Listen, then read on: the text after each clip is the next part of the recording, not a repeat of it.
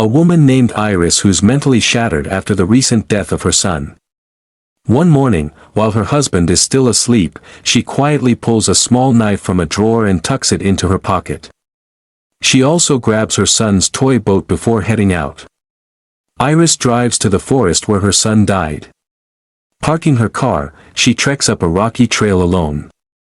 At the top, she arrives at a memorial site, places the toy boat, and carves her son's initial alongside hers and her husband's. But Richard insists. He begins sharing his story. He used to love cars, and during his graduation days, he owned a beautiful one. But one day, he crashed it into a wall with his girlfriend, Chloe, beside him. Chloe didn't survive. Richard was bedridden for months and sunk into depression. But eventually, he found a new purpose in life. Hearing this, Iris expresses sympathy. Then she shares her own tragedy. She and her family were on a hike when her husband began carving their initia. Richard listens silently, then tells her he's leaving and she's free to do whatever she wants. But as he walks away, something shifts in Iris. She realizes she doesn't want to die. Not like this. She rushes after him. Back at the parking lot, Richard gets into his car parked right next to hers. As Iris tries to enter her own car, she finds it oddly jammed. Suddenly, Richard steps out holding an umbrella. She's confused. There's no rain. When Iris regains consciousness, she realizes she's been kidnapped. Her hands and feet are bound and Richard is driving her somewhere remote. She tries to call the police using her smartwatch, but there's no signal. Her phone isn't even nearby. Then, she remembers the knife in her pocket. Quietly, she pulls it out and begins cutting through the plastic ties. Meanwhile, she distracts Richard by asking more about his late girlfriend, Chloe. But Richard sees through her. He knows. He injected her with a special drug. In 20 minutes, her entire body will go numb. She'll be fully paralyzed, unable to move or speak, but completely aware. Panicking, Iris runs. Richard laughs and tells her it's useless. He'll find her when the timer runs out. Desperate, Iris sets a 20-minute countdown on her watch and races into the woods, determined to find help, but her body has already started to betray her. Her fingers stop working. That's because she's cleverly hiding near the roots of a tree. But when ants start crawling on her face, she flinches, accidentally revealing herself. The moment Richard spots her, he rushes to grab her, but she bolts and dives into a river. Richard warns her that running is pointless. The river's current is too strong and could kill her. And he's right. The current pulls her far away. Luckily, she manages to reach the riverbank, gasping for air. She checks her watch. Her eyes move, her finger twitches, and he quickly realizes she's paralyzed, but fully conscious. He asks if she can see him. She blinks once. He asks if she can hear him. Another blink. Then he asks if she can move, and this time she blinks twice. No. Understanding her situation, the old man gently reassures her. He says he'll bring something to carry her inside and call the police. He brings out a trolley, carefully lifts her. He catches on quickly, sensing something's wrong. He hides her behind the sofa and cautiously answers the door. Sure enough, it's Richard. He pretends to be worried, claiming he had a car accident nearby. He says his wife was with him, they argued, and she ran off. According to him, she's mentally unstable and might be pretending or asking for help. The old man is confused, but tells Richard to wait outside. He even notices the trolley and starts suspecting something. Sensing the lie, the old man nearly tells him the truth until Richard's phone vibrates in his pocket. That's when everything changes. The old man asks, "You said you didn't have a phone, so what's that?" Richard drops the act. His smile fades. He demands to know where the woman is, threatening the old man if he doesn't cooperate. But the old man doesn't back down. He says he's not someone to mess with and dares Richard to struggle. Richard grabs a knife and stabs the old man in the stomach. He collapses, dead.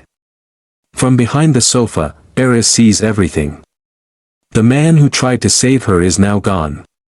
And Richard has proven just how dangerous he really is. But there's a spark of hope. She notices one of her fingers beginning to move again. Richard frantically searches every corner of the house, but somehow he overlooks the one place that matters most, behind the sofa. Iris remains hidden just inches from. Richard jumped into the old man's truck, ready to flee. But just then, he noticed the window blinds inside, twitching up and down. It was a signal. He immediately knew Iris was still alive. He rushed back, moved the sofa aside, and found her hidden behind it. He lifted her up and placed her in the truck, then muttered, if she hadn't given that signal, she would have burned alive in there. And if she had just cooperated, no one would have had to die today. His first love, Chloe, had died, and sometime after he had remarried and even had a daughter. Richard then spoke to his wife, who said they'd be arriving in Old Cubby by night. He tried to talk her out of it, insisting he needed time alone there, but she refused to listen. She was coming, and that was final. Furious, Richard realized his truck was running low on fuel and pulled over at a gas station. The card machine wasn't working, so he headed inside to pay. Left alone in the car, she sensed something was off about the woman inside the truck and calls the cop. Right then, Richard returned, fueled up, and sped away before anyone could intervene. He then drove to the site of his earlier crash, determined to retrieve his old car. But when he tried to start it, the engine wouldn't turn over. Just as he was getting ready to tow it, a police officer suddenly pulled up. The same one alerted by the woman at the gas station earlier. The moment the officer checked the P. Andrew. He even showed a fake ID to prove it. That's when we learned Richard isn't his real name. Andrew is. The officer then asked who the woman in his car was. Calmly, Andrew replied that she was his wife, drunk and out of control. He claimed the crash happened during a fight and that a man named Bill had lent him the truck to tow his car, but the story seemed fishy. Meanwhile, Iris had finally regained enough strength to roll down the window and whispered, "Help me." But Iris, now fully conscious, had secretly stolen the syringe. While driving, Iris quietly said, "Things aren't going your way anymore, are they?" He snapped back. "Keep your mouth shut." Iris begins provoking him.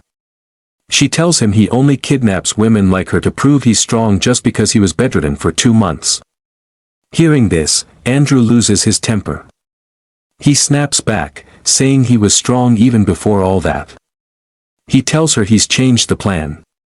Now he'll take her out into. He just wanted to take her to his cabin and have fun, but now his family's arriving, so she has no place there anymore. Then he takes her to the edge of the ocean. At the right moment, Iris jabs a syringe into his leg, but she can't inject it. Her thumb isn't working properly.